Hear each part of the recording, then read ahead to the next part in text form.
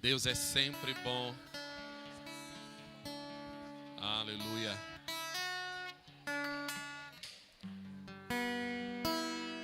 Nívia, querida, vem cá.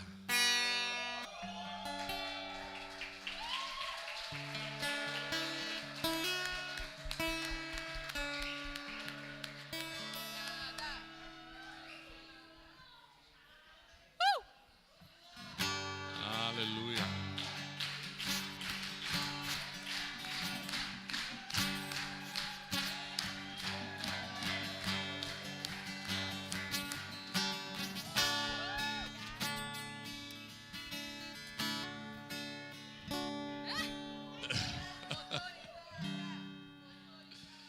Ah, Deus é tão bom. Ah, Autorizada.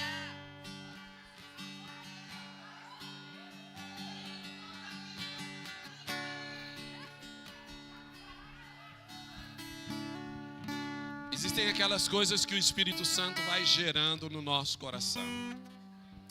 Se tem algo que Deus, quando as pessoas se colocam prontas nas mãos do Senhor, o Senhor usa. Quem aqui já foi abençoado pela vida da Nívia? Teve uma palavra, olha para trás. Teve uma palavra, uma ministração. Ela cercou você. Se você já foi abençoado pela vida dela, fica de pé. Você falou, Deus ministrou a minha vida, ao coração, a palavra. Isso é fruto de um coração que ama o Senhor. E nós queremos abençoar a vida dela. A igreja, assim, as pessoas se mobilizaram, coisa para trazer uma cadeira motorizada para ela. Não é uma cadeira elétrica para ela, né? Ela já morreu na cruz de Cristo, ela não precisa morrer por agora. E a gente quer junto poder celebrar isso e abençoar. E eu quero chamar a Gisele para vir aqui orar. Estenda sua mão. Vem cá. Vem cá, Ioiô. Aí tem mais gente gravando.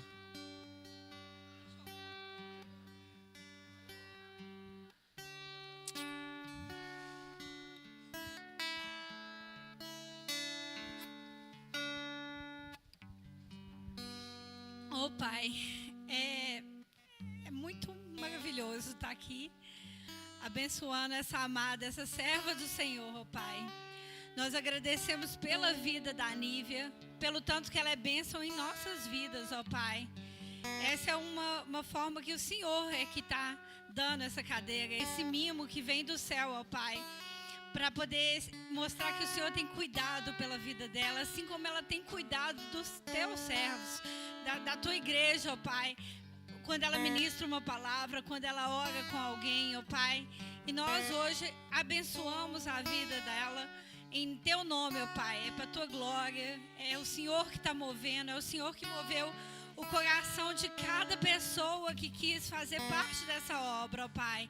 Nós agradecemos muito a cada um dessas pessoas, que o Senhor abençoe a vida de cada abençoador dessa obra que está trazendo esse presente para a Nívia, e que ela seja muito abençoada, que ela possa aproveitar muito e fazer um bom uso, que essa cadeira seja abençoada, ó Pai, que ela possa ir nos lugares onde que ela não conseguia às vezes ir, e que ela realmente seja abençoada com esse presente que vem dos céus, ó Pai, que vem dos céus.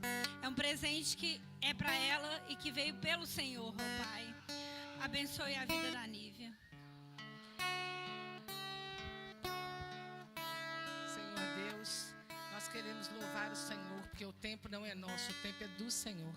E o Senhor diz que o Senhor vai tratar dos seus, Pai. E o Senhor tem tratado da Nívia como ela tem tratado dos seus filhos, Pai. ela tem sido dedicada, ela tem sido amorosa, ela tem cuidado, ela tem tratado de uma forma sobrenatural. E que o Senhor venha com o sobrenatural sobre a vida dela todos os dias da vida. Cuida, guarda, restaura, Pai, traz saúde. E que ela possa ser abençoada com essa cadeira motorizada. Que ela possa fazer diferença na vida dela, como ela tem feito diferença na vida de tantas pessoas, Senhor. Que seja um impacto como ela tem impactado os céus. Que essa luta que ela tem contra o inimigo, contra as trevas, possa ser agraciada, que o Senhor possa olhar por ela, que essa luta que ela tem constante, que o Senhor possa abençoar, que ela receba do céu, que ela receba do Senhor. Quero fazer com a magia, agradecer cada pessoa que abençoou, cada pessoa que doou, cada pessoa que se dispôs a doar, porque esse não é um movimento nosso, é um movimento da sua igreja, é um movimento dos filhos do Senhor. Tem misericórdia de cada um, guarda cada um, Senhor, que se dispôs a ajudar.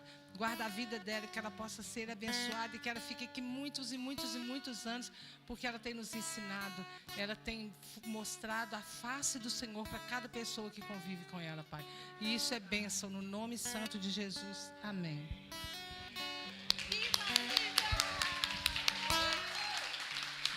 Gente, muito, muito, muito obrigada. Cada um contribuiu, que o Senhor retribua 1000 vezes mais para todos, viu? Eu fico muito feliz. E linda minha cadeira. Amém. Que Deus abençoe a todos.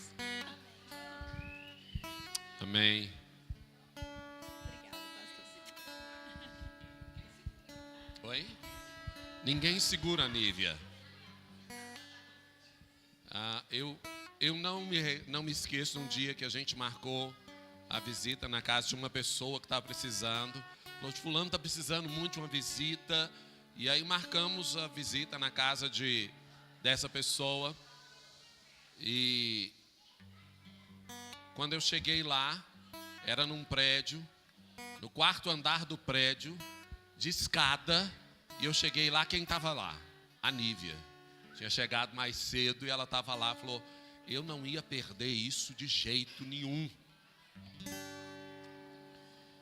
E essa semeadura, ela tem caminhado nela ao longo dos anos da sua vida no Senhor. Amém?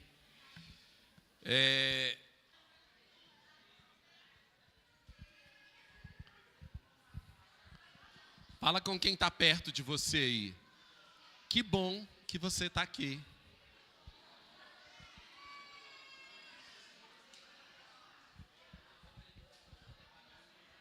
Aleluia.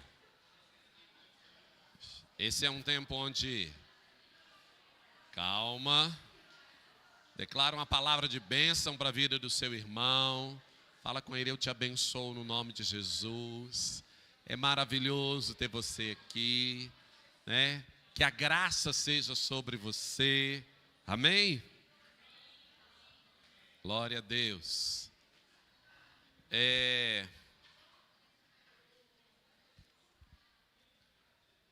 Mais para frente, a Kate tem um testemunho que ela quer dar, que depois da palavra ela vai compartilhar um pouco daquilo que o Senhor tem feito na vida dela. Mas eu quero dizer para você que Deus tem uma palavra para o seu coração nessa manhã. Sei que se você estava aqui no louvor, você foi profundamente abençoado com essa presença graciosa do Senhor, né? Aos amados que estavam aqui, obrigado. Amém? Mas eu quero falar, eu quero compartilhar uma palavra ao seu coração. E se eu tivesse que dar um nome para essa palavra, é a história por trás da história. Eu quero falar hoje sobre a história por trás da história. Toda história, todo acontecimento que você participou na sua vida, todas as coisas significativas e outras coisas relativamente simples, que talvez você olhe e diga assim, essas coisas são tão pequenas, são do dia a dia. Por trás dessa história tem sempre outra história de oração. Por trás da história tem sempre uma história de oração, de intercessão, de clamor, de choro, de jejum. Então existe sempre uma história que é gerada em Deus, no Espírito, sobre a vontade de Deus, no reino espiritual, por trás da história que acontece nessa terra. Vamos orar, Pai. Eu quero pedir que o Senhor revele a Tua palavra e o Senhor faça a Tua palavra mais chegar ao profundo de cada coração. Que a palavra que sair dos meus lábios seja como espada de dois gumes que vá até a divisão da alma e do espírito e revele aquilo que o Senhor quer revelar. Senhor, que haja explanação da vontade perfeita do Senhor através da Tua palavra. Ó Deus, e que os corações possam receber revelação e entendimento para viver o que o Senhor deseja para a vida deles, em nome de Jesus. Amém. Quando a gente fala sobre a história, sobre as coisas que acontecem nessa terra, ou quando as pessoas contam um testemunho, quem aqui gosta de testemunho? Eu gosto, eu sou profundamente abençoado. Mas a gente deve confessar que, algumas vezes, nos testemunhos, tem uma parte da história que, na maioria dos testemunhos, fica oculta, que é a história por trás da história. São as orações, o choro, as batalhas, os jejuns, a guerra espiritual para a coisa acontecer. Hoje a gente teve a oportunidade de estar aqui nesse tempo tão precioso com a Nívia, né? E a gente quer andar nisso como igreja. Mas no final do ano de 2022, teve uma reunião na casa do Arthur. E não sei, a gente estava reunido, estava um grupo de pessoas, eu, Edmilson, Raquel, Edna e outros jovens, e me deu uma inquietação, e aí eu estava inquieto com a questão da Nívia, falei, nós precisamos dar para ela uma cadeira motorizada, e o Edmilson falou, por que a gente não compra uma cadeira para a Nívia? A gente falou, isso tem 1 ano e alguma coisa. E aí, a gente falou, vamos fazer, e saímos de lá no final de 2022, dizendo, nós vamos comprar uma cadeira para ela, é isso e essa coisa, e esse negócio ficou queimando. Eu falei, não, vai ser rápido. Vai ser rápido. E aí a gente caminhou, andou em algumas coisas, e o negócio não andava de jeito nenhum. E a coisa não caminhava. E aí, quando a gente continuou com essa coisa, eu compartilhei com a Ionara, ela falou, nossa, e a coisa, e tá bom, nós vamos fazer. E aí, às vezes, eu orando por isso, depois, conversando com André, filho da Nívia, falei, André, é mais fácil se a gente tiver uma conta no seu nome, do que falar assim, gente, vamos arrecadar, vamos... É mais fácil, é filho dela, a coisa... Ele falou, não, beleza, é isso mesmo, vamos fazer. E aí sai a conta. Quanto tempo demorou para sair a conta? Nem sei quantos meses. Não deu, não foi. E aí a Gisele me liga, Claudinei, eu estava orando aqui, pensando, a gente podia comprar uma cadeira assim, motorizada para a Nívia? Eu falei, Jesus, fala. E aí a gente vem orando e batalhando nisso ao longo de 1 ano. E aí, a Gisele, junto com a Ionara, falou, não, nós vamos caminhar. E aí, quando ela falou comigo, eu já tinha, inclusive, a conta. Ela falou, estou pensando, eu estava orando, a gente devia fazer isso. Eu concordo com você, já tem até a conta separada para isso. E aí, as coisas aconteceram. E no prazo de 30 dias, a gente moveu, as pessoas se mobilizaram, levantou o recurso para fazer, para pagar. Aí na hora de comprar, comprou e pagou. Ela falou, não tem um problema, não pode entregar, devolve. E a cadeira já tinha saído da empresa. Ela falou, não, a gente compra de novo. Aí compra de novo, aí comprou, pagou, falou, não deu errado, saiu da empresa, não deu errado, e aí o povo falou, não tem jeito. Aí ligou na terceira vez, nós não precisamos comprar. Falou, não posso te vender, senão vou ficar sem estoque. As cadeiras, tudo que eu tinha em estoque, está para você, e ela está parada, agarrada em algum lugar no meio do universo.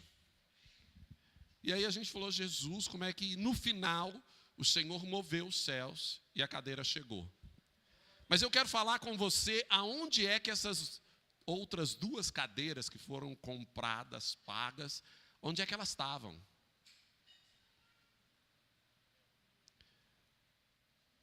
Onde que essas cadeiras estavam? Fisicamente a gente pode até dizer para você, estava em tal lugar, tal endereço. Mas eu quero olhar na palavra onde é que elas estavam. A Bíblia fala, e a Bíblia nos apresenta o céu como nós temos biblicamente, consenso, 3 céus, 3 lugares espirituais, 3 lugares definidos. O primeiro céu está descrito ali no livro de Salmos, capítulo 19. Salmos, capítulo 19, versículo 1.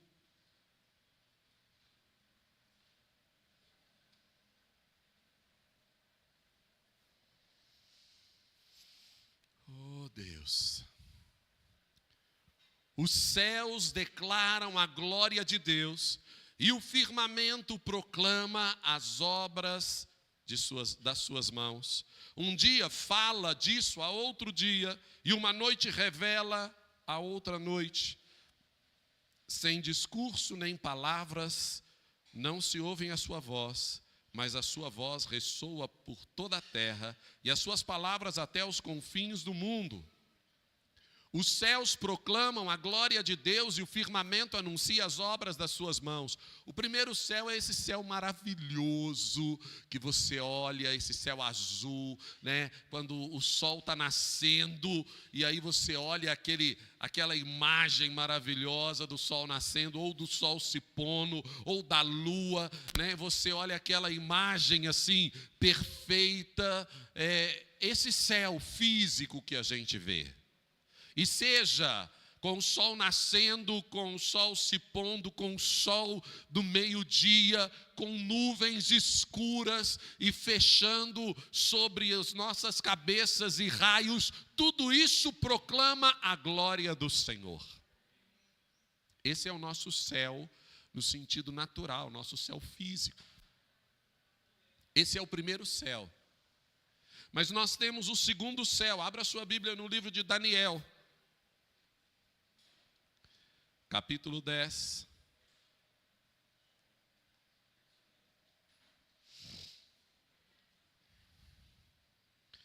Livro de Daniel.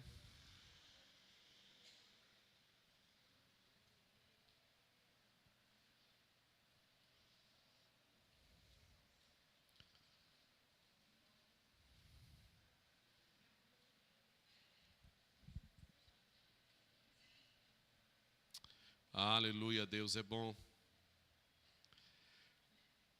Daniel tem um momento aqui muito interessante na vida, na história de Daniel, que fala sobre esse momento.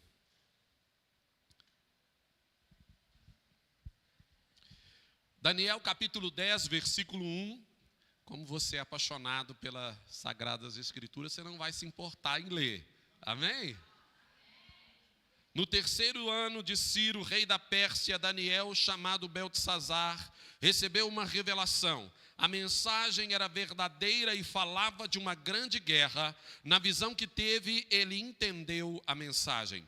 Naquela ocasião, eu, Daniel, passei 3 semanas chorando. Não comi nada saboroso, carne e vinho nem provei.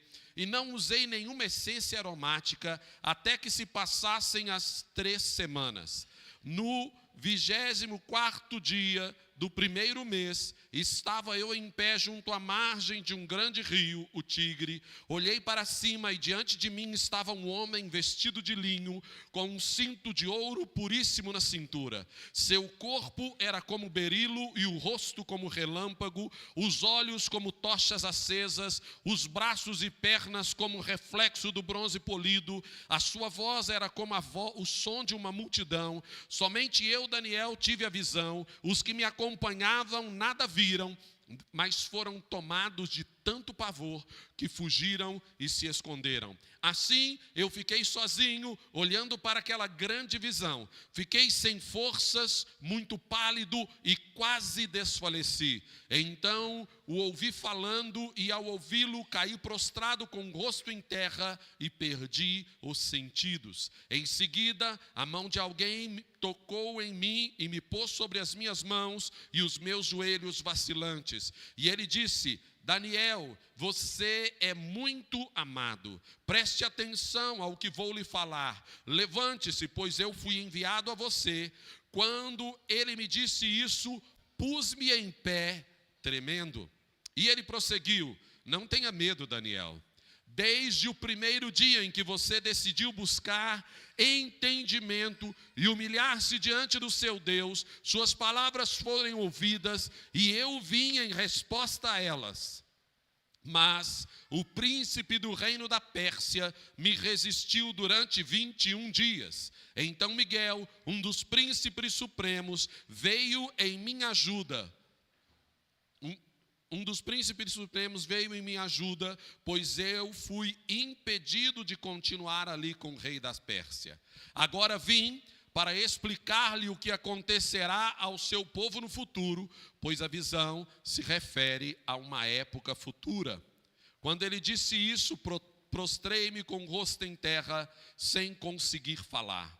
Então um ser que parecia um homem tocou os meus lábios, e eu abri a boca e comecei a falar, e disse àquele que estava em pé diante de mim: estou angustiado por causa da visão, meu Senhor, e quase desfaleço. Como posso eu, teu servo, conversar contigo, meu Senhor?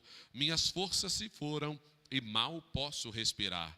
O ser que parecia um homem tocou em mim outra vez e me deu forças. E ele disse: não tenha medo, você é muito amado e que a paz esteja com você. Seja forte, seja forte. Ditas essas palavras, senti-me fortalecido e disse: fala, meu Senhor, visto que me deste forças. Então ele disse: você sabe por que vim? Tenho que voltar para lutar contra o príncipe da Pérsia, e logo que eu for, chegará o príncipe da Grécia. Mas antes lhe revelarei o que está escrito no livro da verdade. E nessa luta ninguém me ajuda contra eles, senão Miguel, o príncipe de vocês.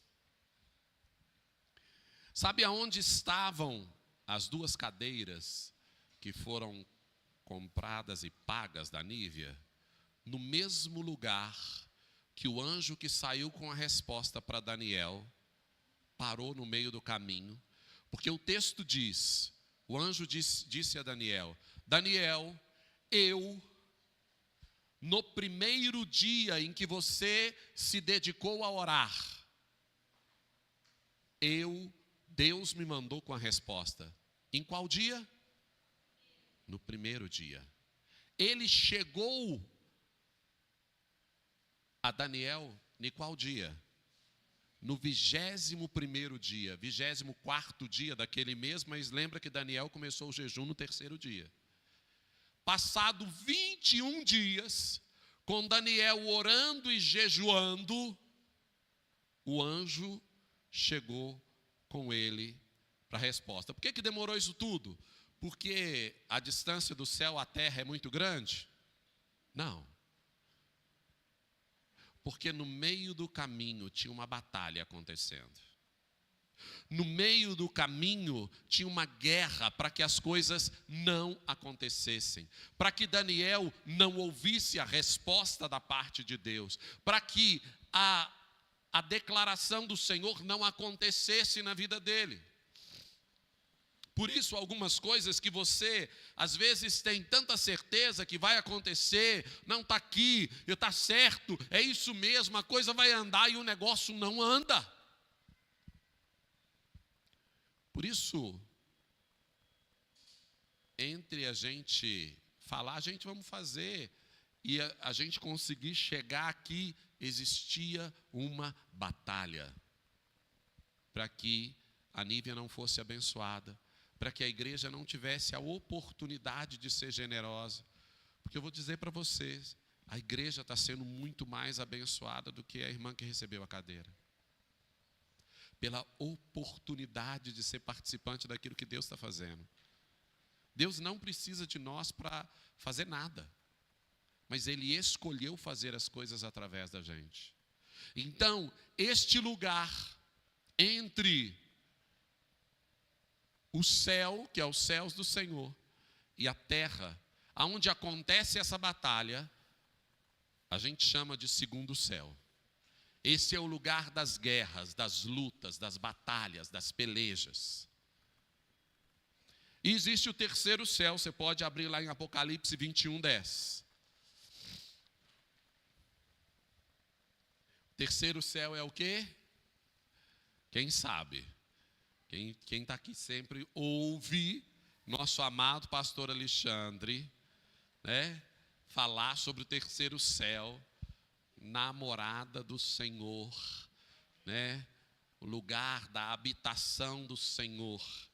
Apocalipse capítulo 21, versículo 10, diz assim: Ele me levou no Espírito a um grande e alto monte e mostrou-me a cidade santa, Jerusalém, que descia dos céus da parte de Deus. Ela resplandecia com glória de Deus, o seu brilho era como o brilho de uma jóia preciosa, como jaspe, como cristal. E aí ele vai descrevendo, é o lugar da morada do Senhor. É o lugar aonde o trono do Senhor está. É o lugar aonde não tem dia nem noite, porque o Senhor é o sol e Ele brilha sobre aquele lugar. É o lugar aonde a presença do Senhor é soberana. É o lugar aonde Jesus citou na oração do Pai Nosso: faça-se a tua vontade, assim na terra como... Ele estava se referindo a quê? Ao céu, morada do Senhor, domínio do Senhor. E eu quero que você entenda que então, para que cada coisa aconteça nessa terra, cada história, cada bênção, cada testemunho que você ouve nesta terra, cada história triste que você ouve nessa terra, existe uma história por trás da história.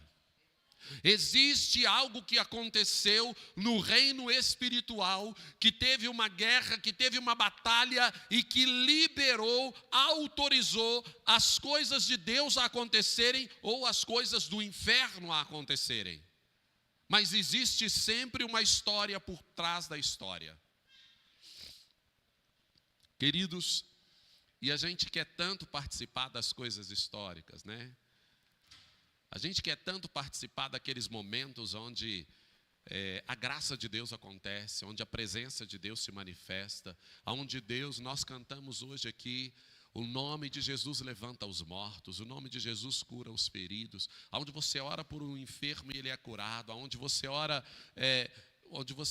ora por um morto e diz levanta no nome de Jesus e ele levanta, aonde você vê as coisas acontecerem.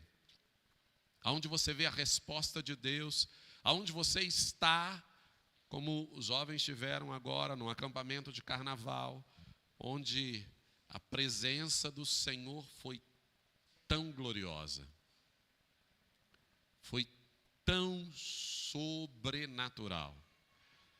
E talvez uma das boas descrições que a gente ouviu, nós começamos o acampamento como pão santo, né? O acampamento era sobre a mesa está posta, era o tema do acampamento.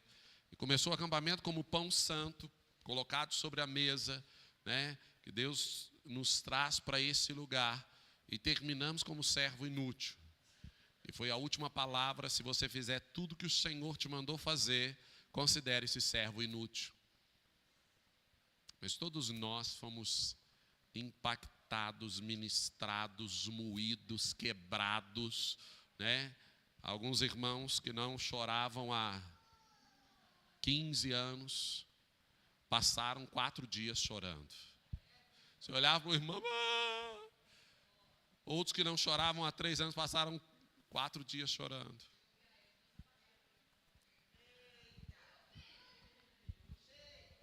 A Flávia está dizendo que viu a Edna sapateando e rodando assim no meio do povo. E rodava, e ela ficava rodando. Mas eu vou dizer para vocês uma cena que talvez alguns acompanharam pelo acampamento, pela filmagem, pela transmissão.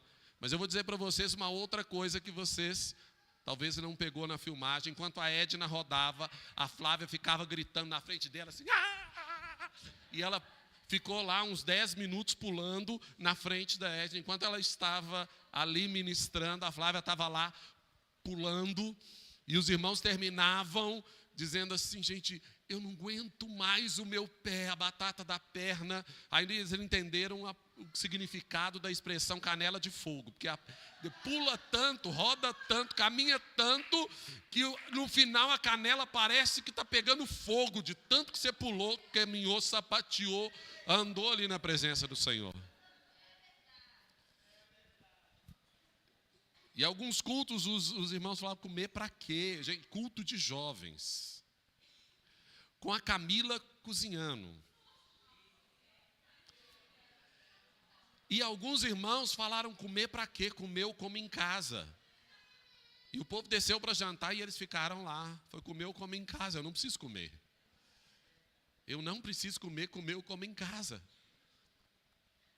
E aí você ouve sobre tudo que o Senhor fez, a graça. Ontem foi um tempo de testemunhar aqui no culto de jovens, né, o que Deus tem feito no nosso meio, papo reto. E aí os irmãos começaram, quando deu 10h30, eu acho, a Paula falou: gente, acabou, tem comida ali, vão comer, acabou, porque... E alguém falou ontem aqui: vamos emendar com o culto de amanhã cedo. Aí a gente já fica para o culto, vai testemunho, emenda com a vigília e nem vai em casa, porque já fica para o culto de oração, que começa amanhã cedo. Aleluia! Eu quero participar disso sempre. Mas atrás dessa história tem sempre uma história de alguém que caminhou, que andou, que chorou, que guerreou, que entendeu da parte de Deus que precisava se colocar naquele lugar de oração. São as pessoas e as histórias anônimas. Eu lembro uma vez, eu já contei isso aqui, de uma irmã querida que se converteu. Ela era mãe de santo de candomblé e ela se converteu. Ela estava um dia lá no... Ela sempre perguntava para os guias dela sobre Jesus. E toda vez que ela perguntava sobre Jesus, o guia fugia. Ah, não quero falar sobre isso não, e saía. E aí ela ficou um tempo incomodada. Ela começava a perguntar e por fim um dia ela falou: mas ela perguntou uma coisa e o guia falou: esse negócio a gente não pode mexer não, porque eu não tenho autorização para isso. E aí ela falou que ela ficou em casa e o Espírito Santo ministrando ao coração dela, ela falou: Jesus, eu quero servir quem manda.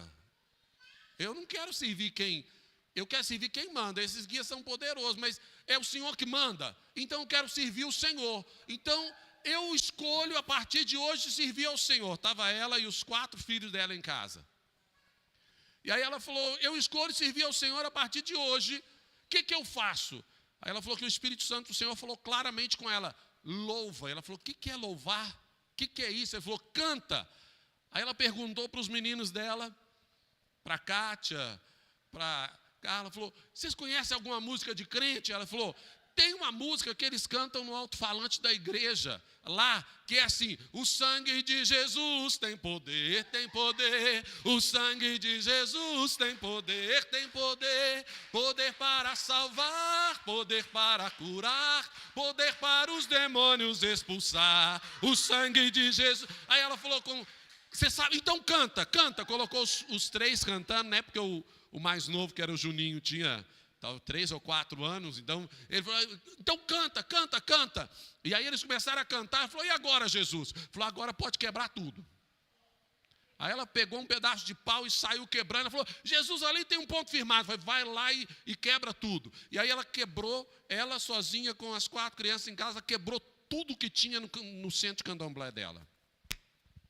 E quando ela ia contar o testemunho, ela contava sobre essas coisas, ela caminhava.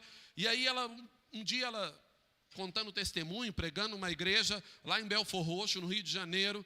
Ela terminou, chegou um rapaz e disse para ela assim...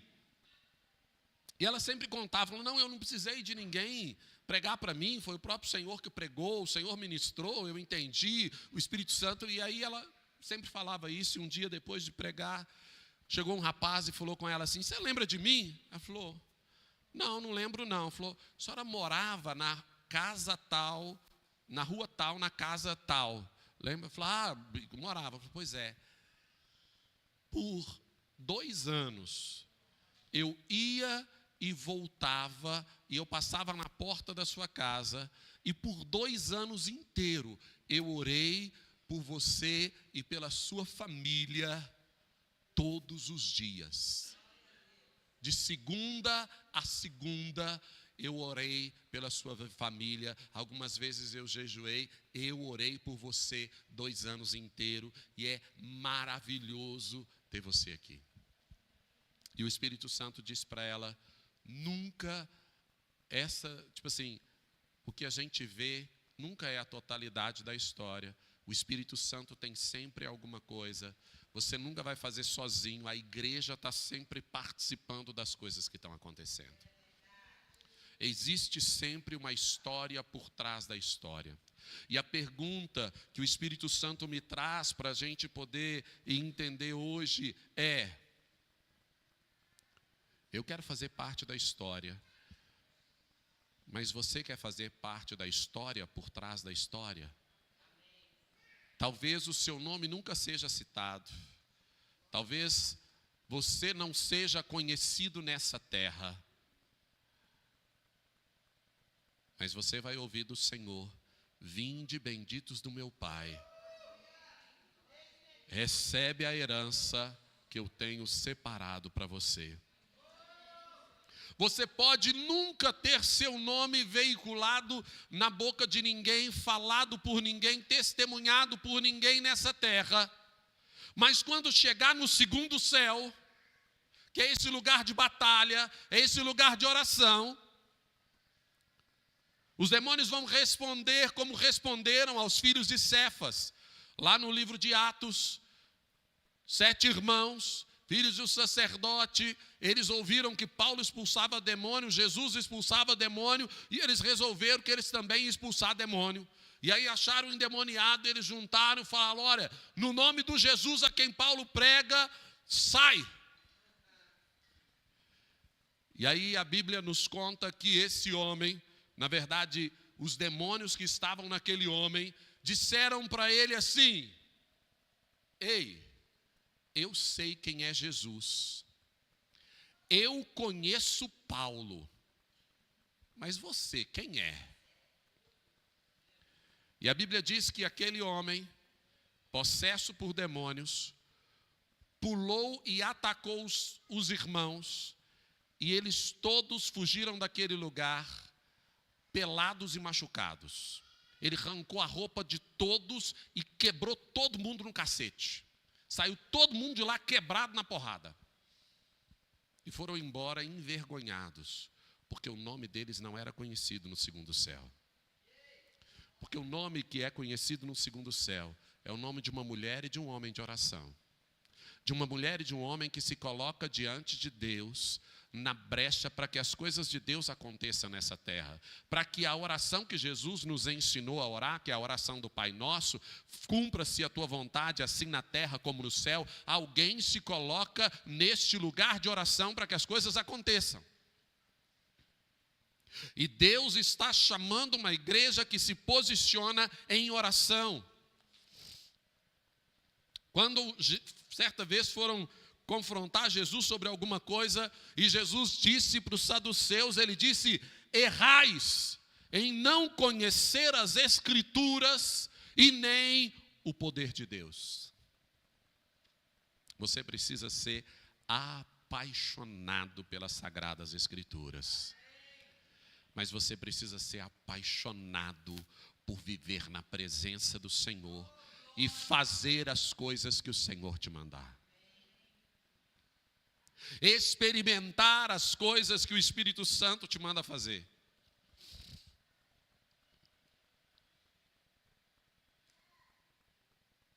Existe sempre uma história por trás da história. Uma história de oração, uma história de jejum, uma história de choro, uma história anônima nesta terra, mas conhecida no segundo céu e conhecida no céu. Porque o seu Senhor te conhece. O seu Senhor conhece as suas lágrimas, os seus choros, as suas orações, a sua intercessão. Ele conhece a sua batalha, Ele conhece o seu coração. Ele conhece o que você fala e o que você não fala. Às vezes, sabe, queridos, uma das maiores estratégias, quando a gente fala sobre isso, uma das maiores estratégias do inimigo no meio da igreja, às vezes é colocar pessoas, alguns deles sabidamente servos de Satanás, satanistas, pessoas comprometidas com o reino das trevas, e uma das primeiras coisas que eles fazem é começar a dizer para as pessoas: Deus sabe tudo. Deus deseja que você seja abençoado. Então, se você falar uma vez com Deus e orar uma vez, está resolvido. Não precisa orar mais. Você não precisa ficar gastando horas e dias e quilômetros de oração, não. Esquece isso. Deus não é Deus? Ele não é soberano? Ele não quer te abençoar? Quer. Se você orar e pedir, oh Deus, me abençoe, Ele vai te abençoar. E pronto, está resolvido. Mas não foi isso que o Senhor nos falou. Não foi isso que a palavra de Deus nos diz lá em Lucas, no capítulo 18. Jesus, Ele nos ensina algo poderoso sobre a oração. Lucas, capítulo 18, a partir do verso 1. Então Jesus contou aos seus discípulos uma parábola para mostrar-lhes que deviam orar sempre e nunca desanimar. Para começar, por que Jesus contou a parábola? Por que Jesus contou a parábola? Para nos mostrar que a gente precisa fazer o quê? Orar sempre e não desanimar. Orar sempre e não desanimar. Continua no versículo 2. Em certa cidade havia um juiz que não temia a Deus nem se importava com os homens. Havia naquela cidade uma viúva que se dirigia continuamente a ele, suplicando: faze-me justiça contra o meu adversário. Por algum tempo ele se recusou, mas finalmente disse a si mesmo: embora eu não tema a Deus e nem me importe com os homens, esta viúva está me aborrecendo, vou fazer-lhe justiça para que ela não venha mais me importunar. E o Senhor continuou: ouça o que diz o juiz injusto. Acaso Deus não fará justiça aos seus escolhidos que clamam a Ele dia e noite? Continuará fazendo-os esperar? Eu lhes digo, Ele lhes fará justiça e depressa. Contudo, quando o Filho do Homem vier, encontrará fé na terra? Deus diz, olha, você precisa orar sempre. E Deus diz, o juiz injusto respondeu depois dessa viúva ficar clamando e clamando e clamando e clamando e clamando e clamando e clamando e clamando e clamando e clamando e clamando e clamando, clamando, clamando, clamando, clamando, clamando, clamando, clamando, clamando, clamando, clamando, clamando, clamando, clamando, clamando, clamando, clamando, clamando, clamando, para! Não aguento mais. E diz a palavra que ele falou, eu vou responder. Você estava quase vindo pegar o microfone da minha mão, fala. Tá bom, pastor, já entendi, passa para o próximo. estava quase vindo aqui, falou, próximo, qual que é a próxima fala? Foi a mesma sensação desse juiz. Ele falou, eu vou fazer justiça a ela, para que eu não tenha mais que ouvir o clamor dela. Mas diz a palavra, Deus, que é um justo juiz, não responderá. E Jesus disse, Ele nos fará esperar por uma intercessão, por um clamor, por uma súplica justa. Você de fato precisa, e a coisa está acontecendo, e Deus vai nos fazer esperar. E Ele diz, de certo não. Então a pergunta é, se Deus não faz esperar, por que a resposta das orações às vezes demoram? Mesmo daquelas orações que às vezes você diz assim, tenho certeza que foi Deus que me mandou orar, tenho certeza que o tempo é esse, tenho certeza que a coisa precisa acontecer agora, e aí não chega. Qual que é a resposta? O segundo céu. A batalha que está acontecendo. Porque você pede, mas tem uma batalha acontecendo para que a resposta não chegue a você. Para que a resposta não chegue na sua vida. Querido, continue orando até que o Senhor responda. Mas essa mesma palavra é a palavra também liberada pelo Senhor e já ministrada a nós como igreja, lá em Isaías capítulo 62. No livro de Isaías, no capítulo 62, o Senhor fala exatamente disso. Obrigado, querido. O Senhor fala exatamente disso. Isaías capítulo 62.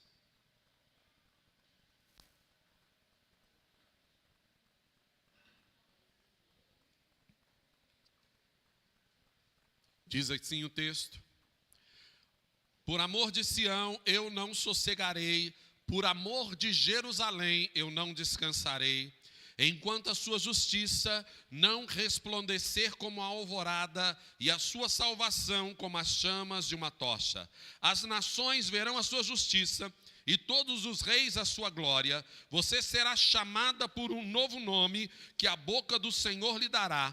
Será uma esplêndida coroa nas mãos do Senhor, um diadema real nas mãos do seu Deus. Não mais a chamarão de abandonada, nem de desamparada a sua terra. Você, porém, será chamada Refibzá, e a sua terra Beulá, pois o Senhor terá prazer em você, e a sua terra estará casada. Assim como um jovem se casa com a sua noiva, os seus filhos se casarão com você. Assim como um noivo se regozija ou se alegra com a sua noiva, assim o seu Deus se regozijará com você. Coloquei guardas em seus muros, ó Jerusalém, jamais descansarão dia e noite. Vocês que clamam pelo Senhor, não se entreguem ao repouso e não lhe concedam descanso, até que ele estabeleça Jerusalém e faça dela o louvor da terra. Deus diz, eu coloquei sentinelas, eu coloquei guardas sobre os seus muros, que não devem ficar calados. Eu coloquei sentinelas sobre os muros de Jerusalém, que não devem ficar calados até, diz o Senhor, até que a promessa se cumpra. Deus te deu uma palavra, ore até que essa palavra se cumpra. Deus te deu uma promessa, ore, guerreie e batalhe até que essa promessa se cumpra. Ah, mas Deus já falou, vai acontecer, mas existe uma batalha acontecendo no segundo céu para que a bênção não chegue para você. Deus não é homem para mentir, nem filho de homem para se arrepender do que Ele está falando, mas toda promessa do Senhor, ela tem uma resposta que você precisa dar, que nós precisamos dar ao Senhor. Quando Deus disse lá para Abraão, Ele disse, olha, os seus descendentes ficarão 400 anos no deserto. Mas quando você lê o texto, e o texto é específico, dizendo que o povo ficou 430 anos no deserto, no Egito. No deserto, não, deserto é só 40 anos, misericórdia, 400 anos no deserto é muito tempo. 40 anos já desespera demais. Quando Deus falou com Abraão que o povo dele ficaria no Egito, ficaria como estrangeiro numa terra estranha, o povo ficou 400, Deus disse, o povo vai ficar 400 anos. Mas, quando eles ficaram 430 anos, porque Deus errou? Não, porque o plano perfeito de Deus era que o povo ficasse 400 anos. Mas quando se cumpriu 400 anos, o povo estava confortável, porque Deus começava a trabalhar ali no coração de Moisés, uns 10 anos antes, e ele começava a levantar Moisés, e o povo disse para Moisés: nós não queremos você, vai embora. Você vai matar a gente igual matou o outro? Não queremos você. E o povo estava confortável. Deus permitiu que Faraó se rebelasse contra eles. Deus permitiu que Faraó subjugasse ainda mais o povo, até que, diz a palavra, o povo clamou ao Senhor e o Senhor respondeu ao clamor do povo. O povo precisou orar e dizer: Deus, nos tira desse lugar. Tinha se passado 30 anos da promessa. Eles já podiam estar há 30 anos longe da escravidão, mas se mantiveram escravos porque não desejaram, não clamaram e não buscaram o cumprimento da promessa que Deus tinha dado a eles. Amado, existe um lugar de oração, existe um lugar de clamor, existe um lugar de intercessão que você precisa ocupar. A igreja do Senhor precisa ser uma igreja que ora. Esses dias, eu e Alexandre orando aqui diante do Senhor, nós temos um ministério de intercessão, né? Aqui, irmãos e irmãs preciosos, caminhando, andando com o Senhor. E o Senhor nos deu uma palavra ali em Atos capítulo 6, quando são instituídos os diáconos. E aí eles dizem para os apóstolos, né, falou: olha, resolve o problema para a gente, está faltando comida aqui, não estão entregando a oferta lá para outra pessoa. E aí eles dizem: olha, faz o seguinte, eles oraram e disseram: escolham entre vocês homens. Atos capítulo 6. Naquele dia, crescendo o número de discípulos dos judeus de fala grega entre eles, queixaram-se dos judeus de fala hebraica, porque as suas viúvas estavam sendo esquecidas na distribuição diária de alimentos. Por isso os 12 reuniram todos os discípulos e disseram: não é certo negligenciarmos o ministério da palavra, assim de servirmos à mesa. Irmãos, escolham entre vocês 7 homens de bom testemunho, cheios do Espírito Santo e de sabedoria. Passaremos a ele essa tarefa e nos dedicaremos à oração e ao ministério da palavra.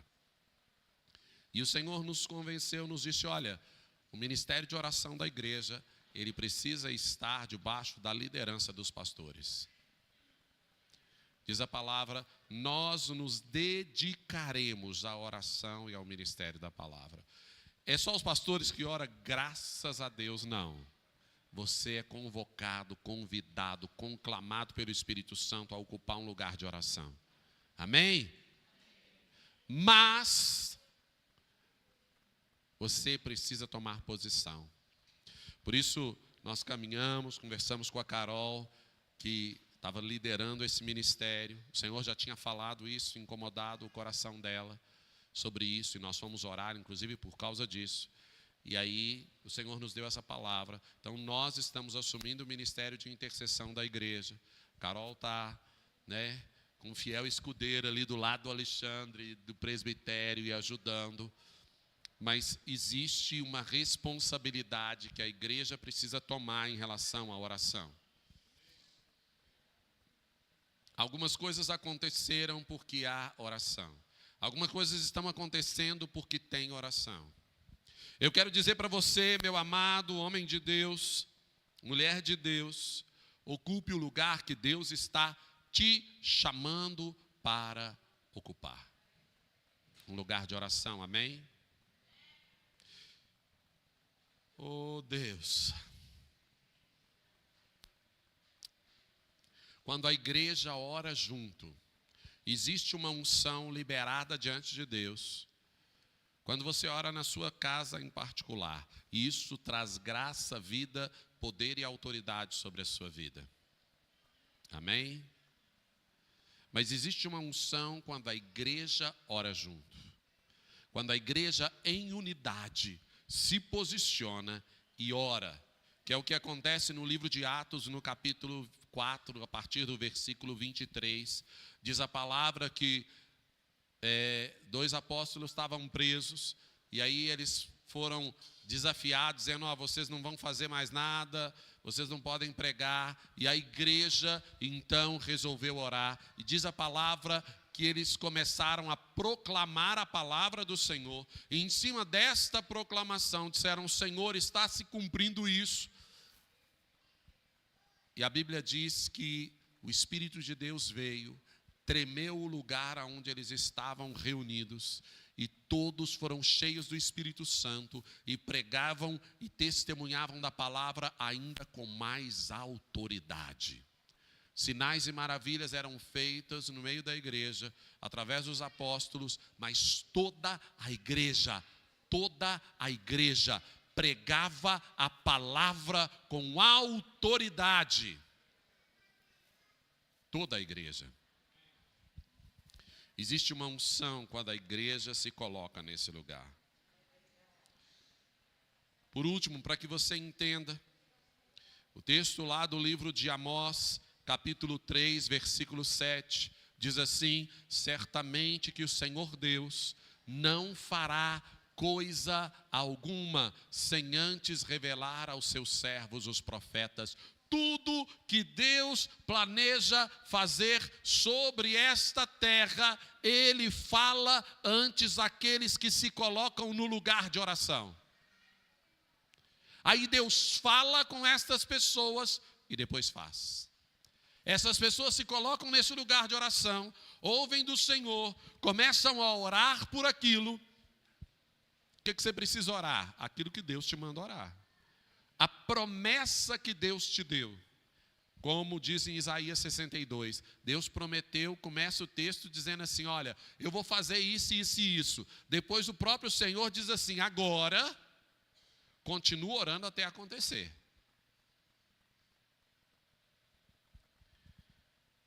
A igreja precisa ocupar esse lugar. E Deus tem chamado a igreja para ocupar esse lugar de oração. Nesse acampamento, esse tempo tão precioso que a gente teve ali,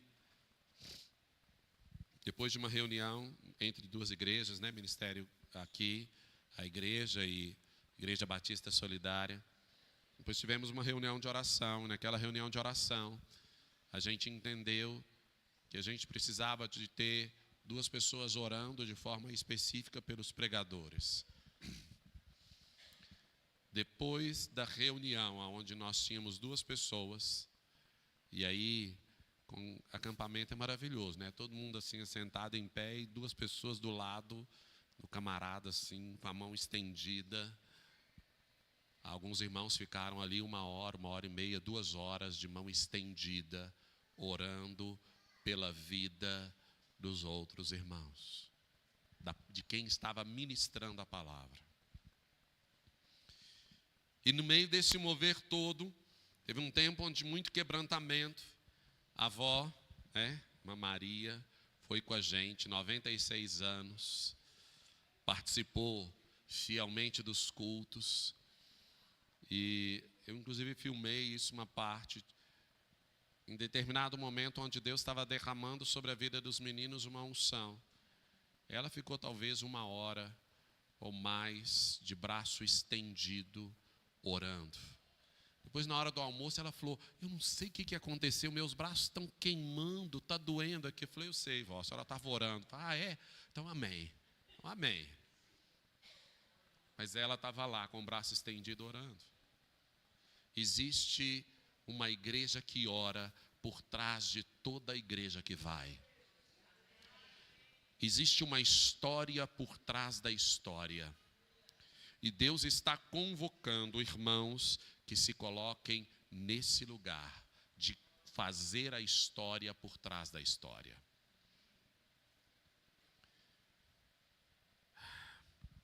Vamos, se coloca de pé, vamos orar. Os irmãos do louvor vêm. Eu tinha tanta coisa aqui que eu queria compartilhar, mas ainda... Sim, mas nós vamos orar por você que quer se posicionar nesse lugar de oração. Amém? O Senhor tem te chamado para ocupar um lugar de oração na igreja. O Senhor tem movido o seu coração para ocupar esse lugar de intercessão, de clamor, de choro, de jejum pelo povo. Essa é a hora de você dizer para o Senhor, eis-me aqui, Jesus. Chamar os irmãos do louvor, nós vamos orar. Se o Senhor tem te chamado para esse lugar, diga para Ele, Senhor, eis-me aqui. Usa-me a mim conforme o Senhor quiser. Toda a igreja, de uma forma geral, ela é chamada a orar. O cristão que não ora, ele está fadado ao fracasso. Jesus já disse para Pedro. Pedro falou, Jesus, eu estou pronto. Jesus falou, orai e vigiai, porque o espírito está pronto, mas a carne é fraca. Se você não orar e vigiar, você vai dar de cara no chão. Jesus disse que certas castas de demônios só saem com jejum e oração. Não dá para jejuar na hora que você encontrar o capeta na sua frente, não. Mas o Senhor tem chamado pessoas para ocupar esse lugar de intercessão. Orar pela igreja, orar pelo povo. Comece a orar agora pela sua vida, dizendo, Senhor, eis-me aqui. E eu queria orar agora por esses irmãos que o Senhor tem chamado para ocupar esse lugar de oração. Se você entende, querido, isso aqui não tem nada a ver com o tempo que você tem de igreja, isso não tem nada a ver tem a ver com a convicção do Senhor, que o Senhor tem te chamado para ocupar um lugar de oração no meio da igreja, pela igreja do Senhor, não é apenas por essa igreja, mas pela igreja do Senhor. Eu quero te convocar, como parte desse exército que foi convocado para ocupar o lugar ali no alto dos muros, a vir aqui à frente. O Senhor tem te chamado para isso. Vem aqui à frente. Nós queremos orar